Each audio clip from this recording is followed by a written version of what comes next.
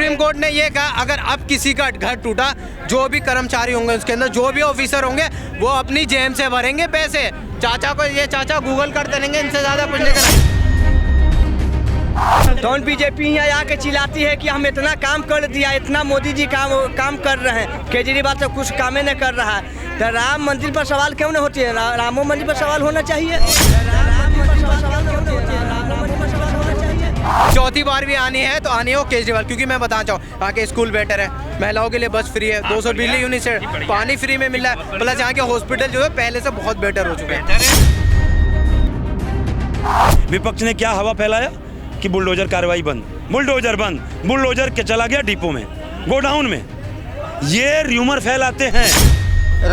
राम ने खुद इनको जूती मारा है, अयोध्या से धक्के दिए इनको, जहाँ जहाँ से राम गुजरे वहाँ से बीजेपी आ रहा है।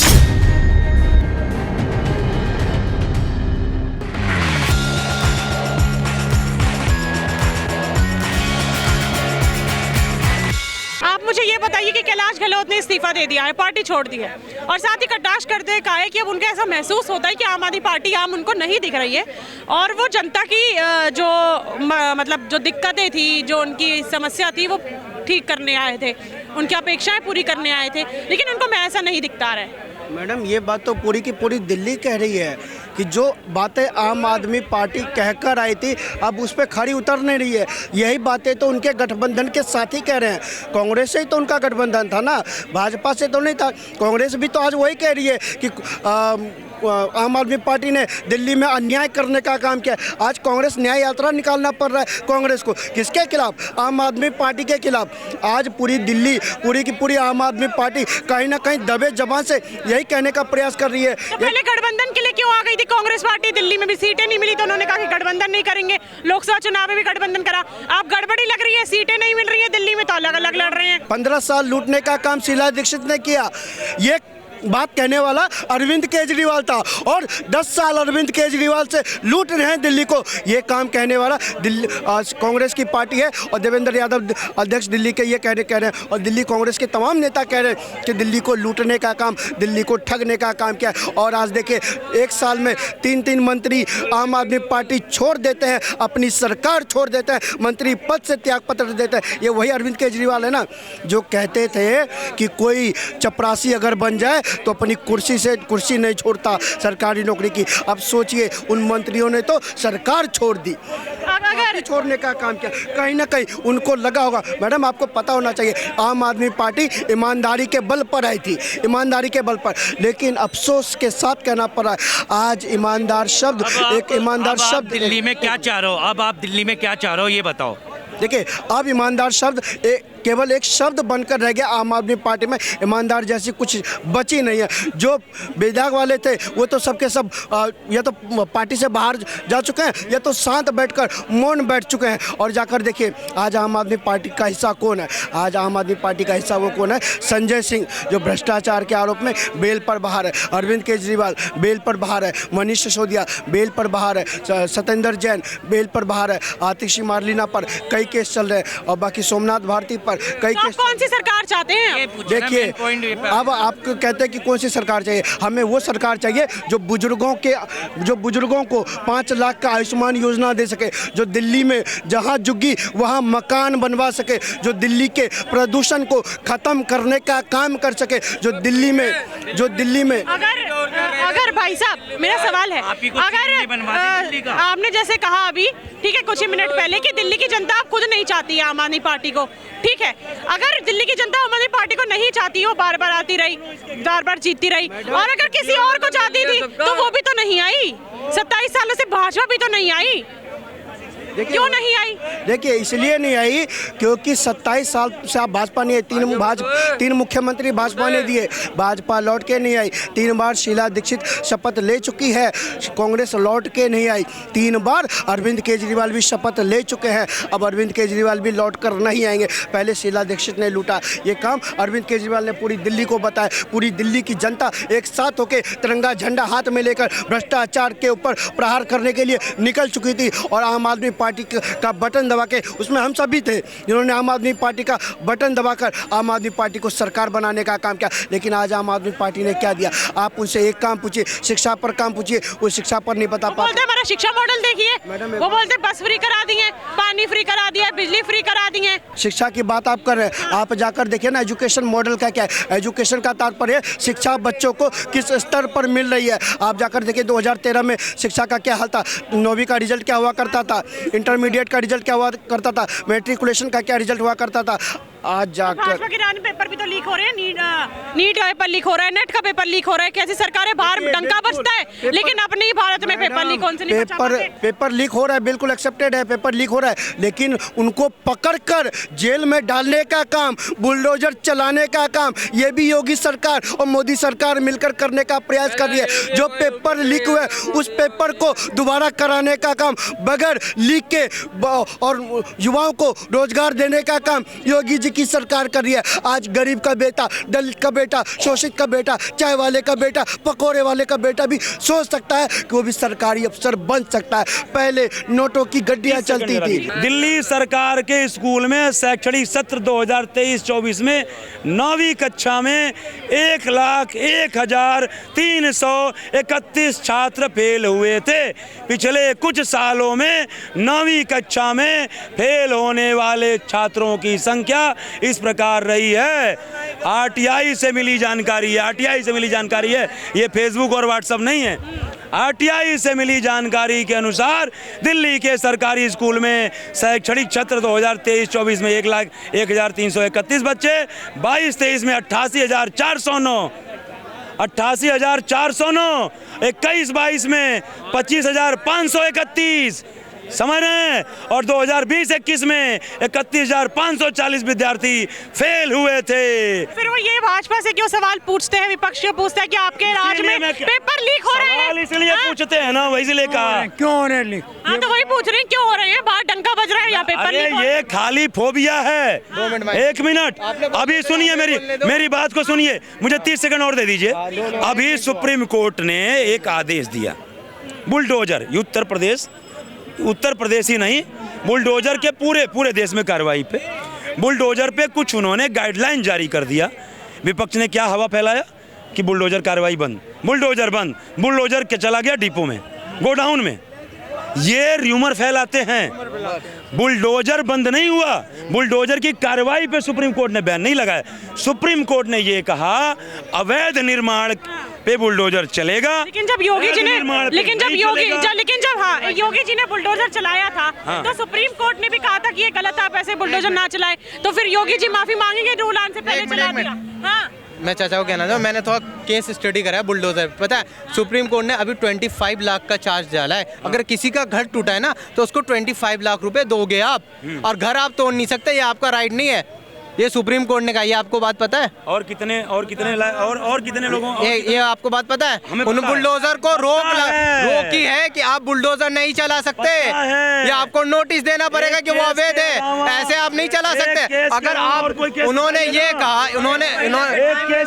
सुप्रीम कोर्ट, अरे ये गूगल ही करते रहेंगे पूरे दिन। मैं बता रहा हूँ ऑन कैमरा बता रहा हूँ। सुप्रीम कोर्ट ने ये कहा अगर अब किसी का घर टूटा, जो भी कर्मचारी होंगे उसके अंदर, जो भी ऑफिसर होंगे, वो अपनी जेब से भरेंगे पैसे।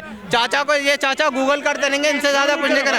अब मैं ये बता, यूपी में झांसी, एक मिनट सुनो, यूपी, अरे चाचा मैं तो पूरी तैयारी करके, यूपी में झांसी है, वहाँ लक्ष्मीबाई मेडिकल कॉलेज में, अबे इनको साथ डिबेट करवा रहा हूँ मैं, क्या करना है वो सारी खबर आ जाएगी तब डिबेट होगी ना। नहीं, क्यों नहीं बताया यार। रिपोर्ट के मुताबिक 2017 से 2024 तक पूरे देश में 1900 से ज़्यादा बुलडोजर की कार्रवाई हुई। इनमें सबसे ज़्यादा बुलडोजर की कार्रवाई यूपी में हुई। उत्तर प्रदेश में 7 साल में बुलडोजर की 1500 कार्रवाई हुई, 1500 बार चला। अब 1500 में एक ये बता रहे हैं कि 25 लाख का जुर्माना, अब 1500 में एक कितना हुआ? अरे भैया मैं एक नहीं कह रहा हूँ चाचा, समझो मेरी बात को।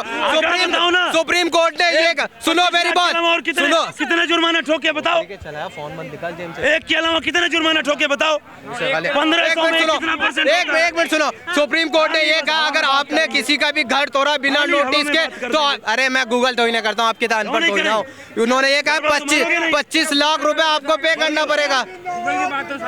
अरे तो कहने की रूल अभी आया है, ये अभी शुरू हुआ है, गाइडलाइन अभी आई है कि अगर तुम्हारी बात तो विश्वास, तुम बताओ ना। नहीं, मैं बता रही हूँ, मैं पूछ रहा हूँ, 1500 बार कार्रवाई हुई, एक 25 लाख के अलावा और कितने जुर्माने ठोके हैं? नहीं, मैं ये बता रही हूँ, सुनिए, ये गाइडलाइन अभी आई है कि अगर आपको पता है कि वो जो बिल्डिंग है वो वैध है, आपको पहले 10 दिन नोटिस देना पड़ेगा, एकदम आप जगह नहीं तोड़ सकते। और अगर और अगर आपने तोड़ा तो जिस अधिकारी को उसके लिए रखा हुआ है उस कार्रवाई के लिए, उस अवैध बिल्डिंग को तोड़ने के लिए, वो अपनी जेब से ही पैसा भरेगा। तो करते हैं ना, इसका समर्थन करता हूँ मैं, इसका समर्थन करता हूँ, जवाबदेही तय होनी चाहिए।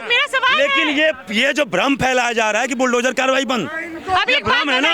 अभी ये बुलडोजर की गाइडलाइंस अभी आई हैं, ठीक है, उससे पहले जो आपने डाटा दिखाया 17 से लेके 24 तक का, यूपी में सबसे ज्यादा बुलडोजर चले, तब ये गाइडलाइंस नहीं थी, ठीक है। और फिर योगी बाबा ने तोड़वाए, सुप्रीम कोर्ट ने बोला कि आप कोई अगर क्रिमिनल है आप उसको पनिश कीजिए, उसके परिवार पे ना तोड़ाए। सुप्रीम कोर्ट का तो योगी बाबा माफी मांगेंगे? हाँ मांगेंगे, कब मांगेंगे? बता रहा हूँ, उसमें भी बता रहा हूँ, मांगेंगे तब मांगेंगे कि जब कोई क्रिमिनल है उसके घर पे बुलडोजर चला, यदि वो घर लीगल निर्माण है, अवैध नहीं है, और तब यदि बुलडोजर चला तो योगी बाबा भी माफी मांगेंगे, हम भी माफी मांगेंगे। हालांकि हमारा उसमें कोई रोल नहीं है, लेकिन हम ये कहेंगे कि यह गलत हुआ।